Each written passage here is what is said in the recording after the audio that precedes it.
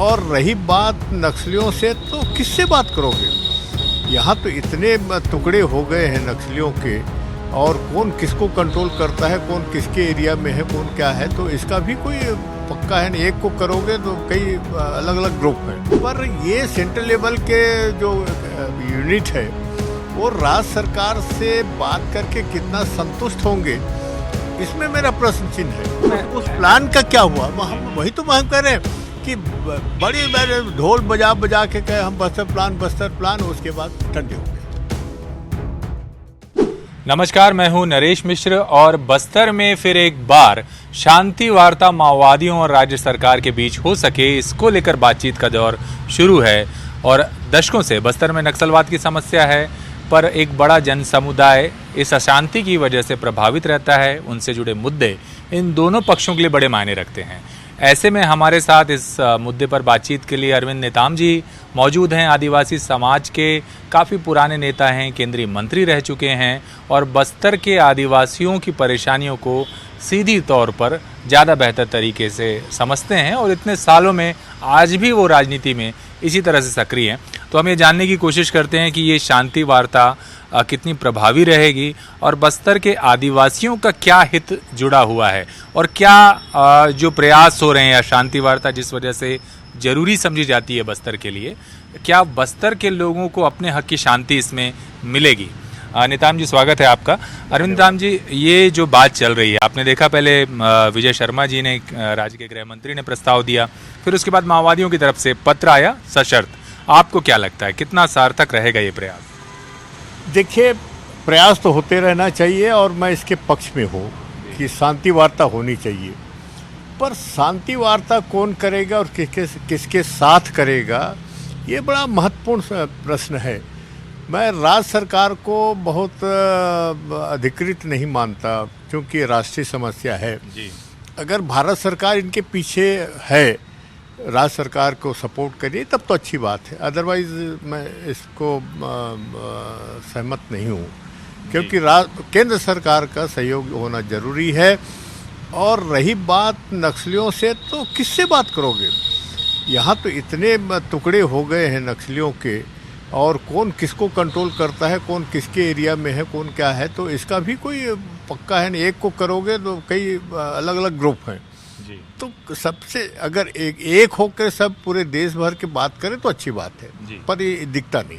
पर ये पत्र तो माओवादियों की सेंट्रल लीडरशिप की तरफ से या दंडकरण स्पेशल जोनल कमेटी के जो प्रवक्ता हैं विकल्प, उनकी तरफ से आया है। तो ये संगठनात्मक तौर पर तो देश में अब एक ही है संगठन, तो आप फिर क्यों ऐसा कह रहे हैं कि अलग अलग टुकड़ों में? मैं तो अपने अनुभव के आधार पे कह रहा हूँ। मैं तो लेटेस्ट इनकी क्या ताकत है मैं तो जानता नहीं, पर आपने कहा कि भाई अब सेंट्रल लेवल पे इनकी अब एक कमेटी बनी है, यूनिटी है, अच्छी बात है।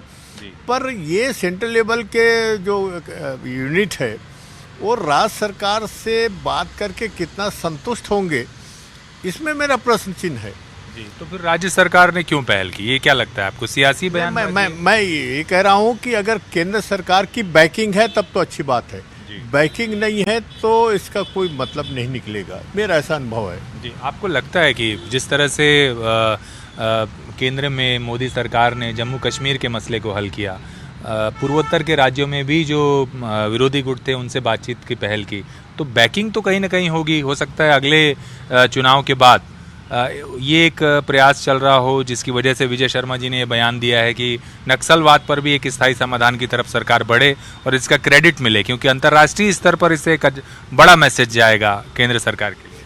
नहीं, मैं उस बात को तो स्वीकार कर रहा हूँ जी। अगर केंद्र सरकार की बैकिंग है तो मुझे इसकी स्वागत करता हूँ जी। और अगर गंभीरता से दोनों पक्ष इसमें बात करें तो उसका रिजल्ट निकल सकता है। ये एक सही समय है और मैं ऐसा महसूस करता हूँ कि अब समय आ गया है कि इन इलाकों में शांति स्थापित होना चाहिए, ताकि विकास की गति और तेज़ी से बढ़े।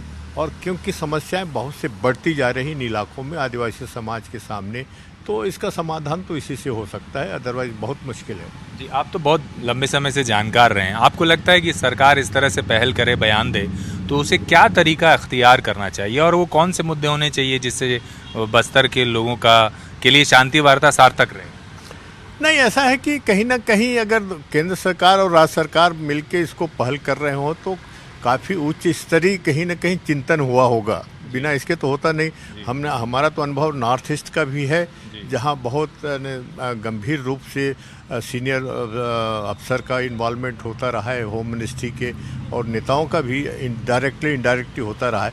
अगर यहाँ भी ऐसा होगा तो कहीं ना कहीं आदिवासी इलाके की जो स्थिति है उसको अध्ययन करके उसमें ज़्यादातर जो नौकरशाह हैं उनको अनुभव रहता है, और उनके इन्वॉल्वमेंट के बिना तो हो नहीं सकता। राज्य सरकार भी करेगी या केंद्र सरकार भी करेगी, तो अच्छे अफसर अगर हों तो इसमें सफलता मिल सकती है। जी, क्यों ज़रूरी है लगता है आपको? और बस्तर में इतने सालों से इतना बड़ा मजबूत जनाधार माओवादी बनाने में क्यों कामयाब रहे? आप तो मंत्री भी रहे, क्या उस जमाने में सरकारों ने इस दिशा में कोई काम किया? 2018 में कांग्रेस सरकार ने भी कहा था कि भाई अगर भूपेश बघेल ने कहा कि अगर संविधान पे माओवादी भरोसा करते हैं तो हम बातचीत के लिए तैयार हैं। देखिए मिश्रा जी, अगर मेरी इस मुद्दे पे मैं 1980 से अपनी इस बात को समय समय पे कहता रहा हूँ, जब मध्य प्रदेश में रहे हम लोग। एक बात मैंने ओपनली प्रेस में भी कहा कि बस्तर की समस्याओं को उस ज़माने में मध्य प्रदेश सरकार उतनी गंभीरता से नहीं लेती। केवल बस्तर का नहीं, सारे ट्राइबल एरिया के बहुत हल्केपन से लेते रहे हैं और सोचने के लिए मजबूर किया। ये नक्सलवादियों की वजह से सोचने के लिए मजबूर हुए राज्य सरकार भी और केंद्र सरकार भी जी। और आज भी अगर केवल समस्या का समाधान करके बाकी वही विचारधारा रवैया रहा राज्य सरकार व केंद्र सरकार, अब तो सब समस्या अब क्या करना है, चलने दो अपने, तो ये तो फिर गलतफहमी में और धोखा हो जाएगा बहुत बड़ा। तो इस बात को गंभीरता से राज्य सरकार और केंद्र सरकार को समझना होगा कि जिस ढंग से आज गंभीरता से ले रहे हैं, आने वाले समय में भी गंभीरता से लेकर के इन्हें फेज वाइज जो प्लानिंग है डेवलपमेंट की, विकास की, उसको आगे बढ़ाना चाहिए। जी, पर आप भी नेता रहे हैं, आपने भी तो समय समय पे इसके लिए मार्गदर्शन दिया होगा। कोई ठीक प्लान बना पाई सरकारें? ऐसा लगता है कि आपको कि मतलब आदिवासियों के जो मुद्दे, जैसे आप कह रहे हैं, समस्या का समाधान हो भी जाए, रवैया वही रहा तो दिक्कत होगा, तो कैसा रवैया होना चाहिए? स्थानीय समुदाय का हित कहाँ नज़रअंदाज है? बुनियादी मुद्दे में कहाँ कमी रह जाती है? बुनियादी जो एड्रेसिंग है उसमें चूक कहाँ हो जाती है? दोनों पक्ष से पूछ रहा हूँ मैं, माओवादियों की तरफ से और सरकार की तरफ से। नहीं, स्वर्गीय राजीव गांधी जब प्रधानमंत्री थे तो बस्तर प्लान की एक बहुत चर्चा हुई जी। शायद अब उस समय आप थे कि नहीं मैं नहीं जानता, जिसको रामचंद्र सिंह देव जी ने इसको ड्राफ्ट किया था। बहुत बढ़िया पैकेज था वो जी। जब छत्तीसगढ़ सरकार बनी तब की बात है जी। नहीं, वो पहले की है।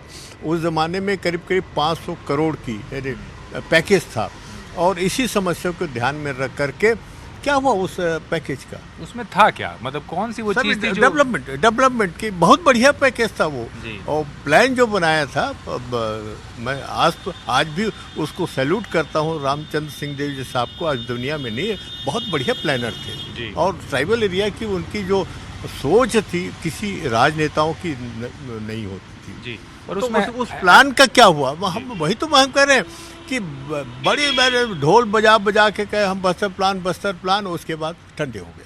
तो उसमें ऐसा था क्या जो आपकी जानकारी में अगर हो तो थोड़ा सा बताइए। कोई भी ऐसा सेक्टर नहीं है जिसमें अछूता रहा हो डेवलपमेंट के लेकर के, रोजगार को लेके, खेती बाड़ी को लेके, उद्योग धंधों को लेकर के, आवागमन के लेकर के, शिक्षा को लेकर के, स्वास्थ्य पानी की सुविधा को लेकर के, सबकी करीब उसमें शामिल थी। और आपके हिसाब से आज का जो हालात है, अब तो ये पुरानी बात हो गई, योजनाएं तो समय समय पे बदलती हैं, सुधार की आवश्यकता भी होती है। कौन सा वो गेम चेंजर हो सकता है बस्तर में इस हिंसा के माहौल में, अंदरूनी इलाकों के लिए, जो आदिवासियों का मन बदल दे, उन्हें मुख्य धारा में ले आए, या ये कहिए कि वो सही ढंग से उनके साथ इंसाफ हो सके, न्याय हो सके, जिसकी वजह से शायद आप कह रहे हैं जैसा कि माओवादी यहाँ पर पकड़ बना पाए?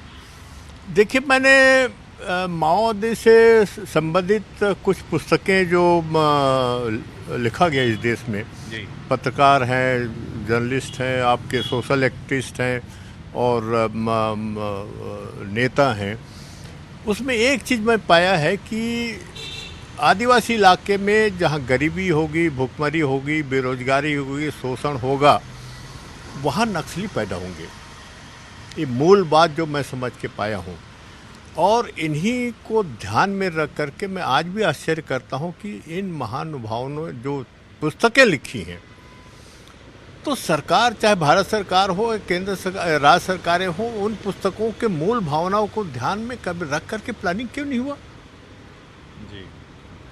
आज भी मैं कहता हूँ कि आप एजुकेशन और आपके एग्रीकल्चर और स्वास्थ्य और पीने की पानी, इनको प्रायोरिटी में लेकर के 15-20 साल की जो प्लानिंग हो, मैं इसलिए एजुकेशन कह रहा हूँ, जहाँ शिक्षित होंगे नक्सली नहीं होंगे, जहाँ शिक्षा के अभाव होगा वहाँ होंगे, जहाँ भुखमरी वहाँ होंगे। तो मूल बात है, इसको कैसे ध्यान में रख करके पूरी प्लानिंग को उस विचारधारा के सोच को लेकर के इर्द गिर्द रख करके बनानी चाहिए। तो चिरौंजी, नमक के बदले चिरौंजी बेचने वाला आदिवासी क्या वाकई कभी भुखमरी का शिकार था बस्तर में? देखिए, भुखमरी की पैमाना सबका मिश्रा जी अलग अलग है जी। आदिवासी समाज के भूखमरी का पैमाना बिल्कुल अलग है जी। हालांकि हम उसको ये नहीं कहते कि भूख मर रहे, पर वो अपना जीवन कम से कम उससे कैसा जीते हैं, यानी पेज पसिया पी कर के भी जीने के मस्त रहते हैं जी।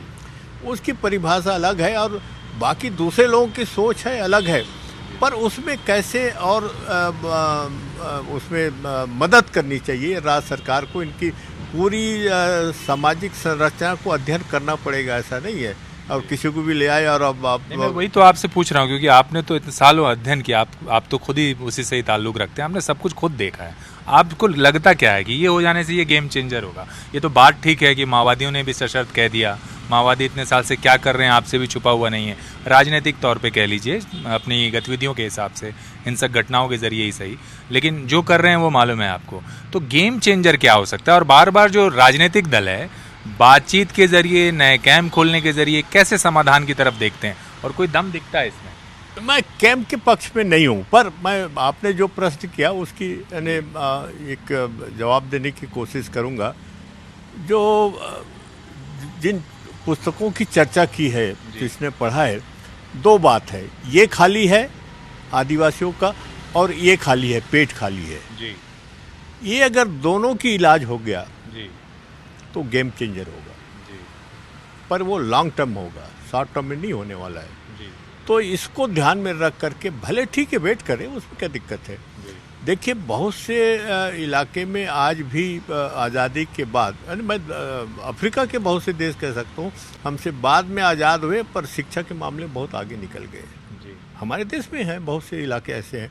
तो शिक्षा और पेट का अनाज की अगर हो, भूखे पेट ना हो, तो कोई भी विचारधारा, खास करके नक्सली, कभी उनके पेनिट्रेट नहीं कर पाएंगे।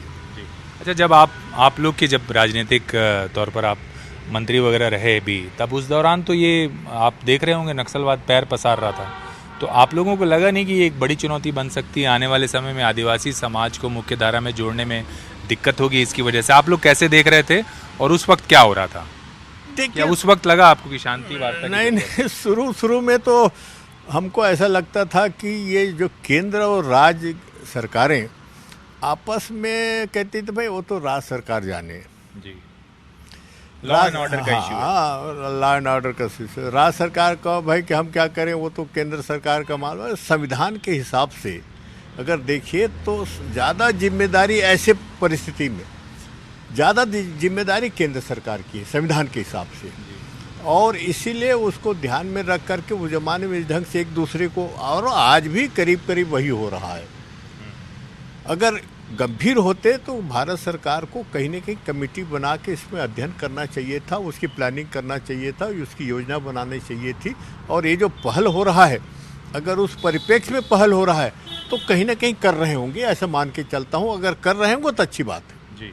पर इसमें आप लोगों की कोई भागीदारी नहीं है? आपको लगता है कि यहाँ स्थानीय समुदाय कोई भी शांति वार्ता, चाहे है, आप आंध्र प्रदेश का एग्जाम्पल ले लीजिए, पश्चिम बंगाल में भी जो बैकडोर तृणमूल सरकार आने के बाद जो बातचीत की बात हुई, तो स्थानीय लोगों की तो भागीदारी के बिना लगता है क्या कुछ होगा?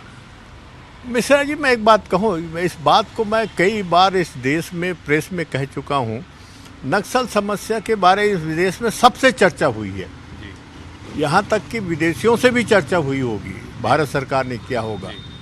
पर सबसे बड़ा दुर्भाग्य बात है कि आदिवासी समाज से आज तक चर्चा नहीं हुई।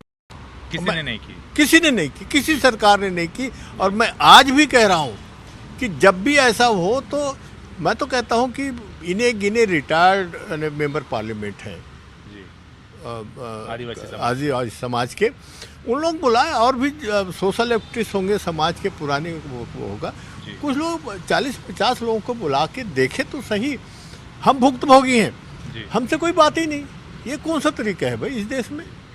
अरे पूछो तो भाई, हम भी अपने अनुभव के आधार पे, हम अपनी जिस समाज में रहते हैं, जिस वातावरण में रहते हैं, जो घटनाएं समाज फेस कर रहा है उसको हम नज़दीक से जानते हैं। हम भी अपनी बात कहना चाहते हैं, पर कोई कहता नहीं।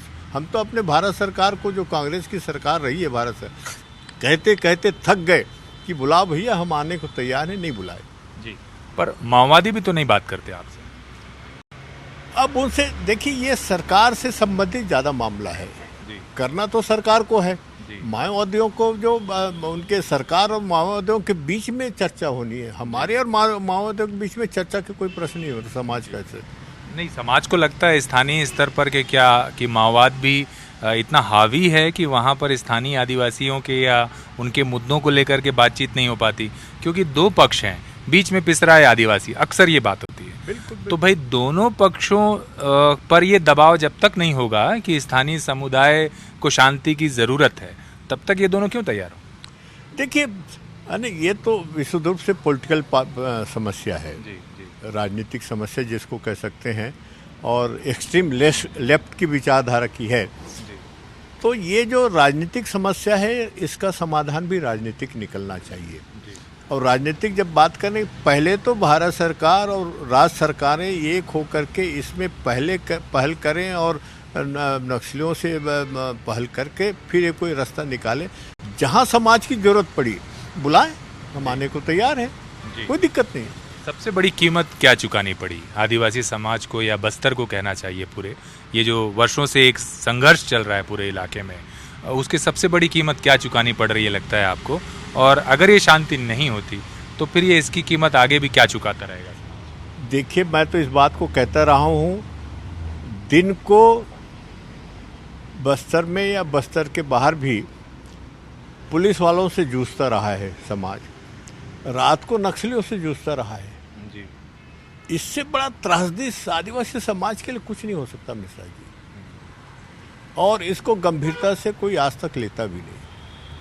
पुलिस वाले अपने हिसाब से करते हैं, नक्सली अपने हिसाब से करता है, और दोनों के बीच में पीस रहा है। करे तो करे क्या? उनको कुछ समझ ही नहीं आती, क्या करेंगे बेचारे? सब तरफ बंदूक है जी। आपको लगता है कोई समाधान ऐसा? बातचीत सिवाय उसके सिवाय कोई दूसरा नहीं है। और फिर प्लानिंग, बातचीत के अलावा भी जो प्लानिंग है, देखिए आज भी मैं कह सकता हूँ कि आदिवासी की भावनाओं को समझने में आज तक सरकार, चाहे केंद्र सरकार हो, राज्य सरकार हो, मेरी भी अपनी कांग्रेस की सरकार का, इंदिरा गांधी के बाद मैंने किसी प्रधानमंत्री को इस मुद्दे पे गंभीरता से बात करते मैंने नहीं देखा अपनी टेन्योर में। मैं नहीं कह रहा हूँ, जब देश का प्रधानमंत्री अगर गंभीर ना हो तो फिर तो बहुत मुश्किल है ना। आपको लगता है केंद्र में जिस तरह से मोदी सरकार काम कर रही है, देश के अलग अलग हिस्सों पर विभिन्न समस्याओं को सुलझाने को लेकर, खासतौर पे आतंकी समस्याओं को लेकर, वो कुछ करेगी? आप वो संभावना देखते हैं? क्योंकि तुलना तो बड़ी होती है। देखिए, मेरे को एक बात की आशंका है जी। जो आपने कहा कि राज्य सरकार ने पहल किया है, तो मैं मान के चलता हूँ केंद्र सरकार का जरूर बैकिंग होगा जी। पर भारतीय जनता पार्टी की सरकार और नक्सल समस्या, ये सांप और नेवले का जो रिश्ता है ना, वही है। और इस रिश्ते में कैसे सामंजस्य होगा, मुझे आज भी शंका है जी। एक बार कांग्रेस की सरकार में वो दिक्कत नहीं है, फ्लेक्सिबल है। पर इस सरकार में वो जो बात जो होनी चाहिए, कैसा या तो अपनी विचारधारा में थोड़ा सा बदलाव करके लिबरल हो जाए और फिर देश की और इन इलाकों की और आदिवासियों के हित को ध्यान में रख करके कुछ लिबरल हो करके इसमें आगे बढ़े तो कोई दिक्कत नहीं है, पर कर सकते हैं। इसलिए कर सकते हैं, भारतीय जनता पार्टी की सरकार में थिंकर बहुत हैं, सोचते बहुत हैं, इनकी पार्टी में भी सोचने वाले बहुत हैं जी। कांग्रेस में अभाव है। अच्छा। हाँ, तो ये हो सकता है क्योंकि इनका विंग ही है। ट्राइबल एरिया में बहुत से लोग काम, मैं जानता हूँ बहुत से लोगों के साथ हमारा इंटरेक्शन होता रहता है। जी, भाजपा के सीनियर नेताओं से हुआ है क्या, केंद्रीय मंत्री या प्रधानमंत्री से कभी मिलने की कोशिश की हो आपने ऐसे? या इस बार नहीं, मैं अटल जी से मेरी भेंट हुई थी, जी। आधा घंटा दिल्ली में इत्मीनान से बात किया था जब वो प्रधानमंत्री थे। उसके बाद तो फिर इनके रिजीम में, मोदी साहब के रिजीम में मैं प्रयास भी नहीं हुआ, क्योंकि अटल जी को मैंने पत्र लिखा था, मैं जानता भी था, एक ही स्टेट के थे, मध्य प्रदेश के। उन्होंने फ़ौरन टाइम दिया मुझे, पर यह 15 दिन पहले, मैंने कहा पहले से बता के दीजिए, तो मुझे 15 दिन पहले उन्होंने टाइम दिया था। मैं आधा घंटा कम से कम डिस्कस किया और उस दिन तो ये सौभाग्य है कि अपने बंगले में मेरे सिवाय कोई था नहीं जी। कोई विजिटर नहीं थे, कोई नहीं थे, मैं अकेले ही था। इत्मीनान से बढ़िया चाय पिलाए। तो इंदिरा और अटल कौन बेहतर लगा आपको बातचीत में? देखिए, ऐसा तुलना अलग अलग है, ये ऐसा तुलना नहीं की जा सकती। तुलना नहीं की जाती। अब अटल जी की बात है, इंदिरा जी में इनर जो है ना, दिल से ट्राइबल एरिया के प्रति जो कहीं ना कहीं सॉफ्टनेस था, उसका मैंने भी फ़ायदा उठाया है अपनी उस जमाने में जब उनके था। तो रिएक्ट करती थी कोई इशू को लेकर के और गंभीरता से उसको करती। छोटे छोटे मेरे लाइफ में कई ऐसे उदाहरण हैं, छोटे चीज़ को बोल दिए तो उसने बहुत गंभीरता से ली। और अटल जी? अटल जी तो अब एक ही बार हुआ तो, पर उसमें थोड़ा सा मूव हुआ, उसके बाद इलेक्शन आ गया जी। कुछ मूवमेंट का पता चला, गवर्नर हाउस में कुछ ना कुछ आया था। पर मैंने अटल जी को कहा था, जब आपके ये जो भिंड मुरैना के इलाके हैं, डाकूग्रस्त इलाके में, जब वहाँ पीस वार्ता के माध्यम से हल हो सकता है तो ये क्यों नहीं हो सकता? जी। मैंने कोट किया था। हाँ, कोट किया था। ये आपके साहब, आप उस रीजन के हैं, वो गंभीर, उसको आप अच्छी तरह जानते हैं। जी। अब तो चुनाव के सिलसिले में अमित शाह जी भी आ रहे हैं, उनसे भी कुछ आप ऐसा कहना चाहें अगर, तो क्या सलाह देना चाहें? भाई, अगर देखिए, अब टाइम दे तो मैं किसी भी नहीं, मैं प्रधानमंत्री से व्यक्तिगत तौर से जानता हूँ मैं, और मुझे भी जानते हैं, वो ऐसा नहीं है। अमित शाह से मेरी कोई ज़्यादा वो नहीं, पर अगर बुलाए तो मैं, अब भाई हम तो अब इतने छोटे वर्कर हो गए हैं कि अब हमारी बात तो कौन सुनेगा। फिर भी अगर कोई सलाह आपको देना नहीं, अब तो आप ऐसी स्टेज पे भी हैं कि आप सबको सलाह दे सकते हैं। नहीं, अगर बुलाए तो नहीं, बुलाए तो जी। मैं जरूर जाऊंगा, पर अब बुलाए जब, तो अब बिना बुलाए कैसे जाओगे भाई? जी। या कोई पहल कर दे भाई कि अब इन लोगों के ग्रुप में जाएं, ये सारे, जैसे मैंने कहा ना, आदिवासी लोगों से भी बात करें तो इसी बहाने बुला लें, उसमें क्या दिक्कत है? जी। और आपको क्या लगता है कि अब ये जो बातचीत का एक सिलसिला की शुरुआत हुई है, कम से कम दोनों तरफ से बयानों का तो पहलबाजी हुई है, तो इसके आगे क्या होना चाहिए और क्या समाज की भागीदारी के बिना ये संभव है शांति वार्ता? नहीं, संभव जो आपने कहा, ये तो नहीं कह सकता संभव असंभव, पर भागीदारी जरूर होना चाहिए। और अभी तो शुरुआत है मिश्रा जी, थोड़ा वेट कर लेना चाहिए, वेट एंड वॉच होना चाहिए। ऐसा इशू है, महत्वपूर्ण मसला है, जो भारत सरकार और राज्य सरकारों के बीच का मामला है और राजनीतिक समस्या है, कॉम्प्लेक्स प्रॉब्लम है। कोई एक ही समस्या नहीं है, राजनीतिक भी है, प्रशासनिक भी है, प्लानिंग की भी ज़रूरत है, ह्यूमन प्रॉब्लम है, ये बहुत सी चीज़ें हैं, कोई छोटी मोटी एक सीधा स्ट्रेट नहीं है। जी। तो थोड़ा वेट कर लेना, वॉच करना चाहिए कि ये दोनों की कितनी आगे बढ़ती है, फिर हम लोग कहाँ बीच में कहाँ अपनी चोंच मार सकते हैं, अपनी बात कह सकते हैं। तो अगर कुछ सकारात्मक हुआ तो हम भी अपनी बात को रखेंगे समाज की तरफ, भाई कि हम लोग भी आप लोगों से बात करना चाहते हैं, शामिल करिए। जी। पर इसकी ज़रूरत बहुत है बस्तर में, लगता है, शांति की। बिल्कुल ज़रूरत है। और उसके बिना तो देखिए, आप विकास जब तक नहीं होगा, पर एक बात मैं कह रहा हूँ, आदिवासी इलाके का विकास की परिभाषा और दूसरे इलाके के विकास की परिभाषा में ज़मीन आसमान का अंतर है। और सरकारों में दिक्कत ये है कि वो केवल जनरल जो डेवलपमेंट है जी उसको ही जानते हैं। आदिवासी इलाके की विकास कैसा होगा ये बहुत कम अफसर और राजनेता इस देश में जानने के प्रयास करते हैं, इसमें मुझे शंका है। जी, तो बिना उसके कोई अर्थ नहीं रहेगा अगर होता भी है। जी, तो ये थे अरविंद नेताम जी। आपने सुना कि उन्होंने बताया कि किस तरह से बस्तर दशकों से इस समस्या से जूझ रहा है, बुनियाद में इसकी वजह भी क्या है, और उन्हें साथ ही ये भी बताया कि अभी फ़िलहाल जल्दबाजी होगी। अगर शांति वार्ता में कोई सार्थक पहल या तैयारी की जाती है तो उसमें समाज की भागीदारी भी ज़रूरी होगी, क्योंकि उसके बाद ही स्थायी तौर पर शांति के लिए कोई समाधान निकलेगा।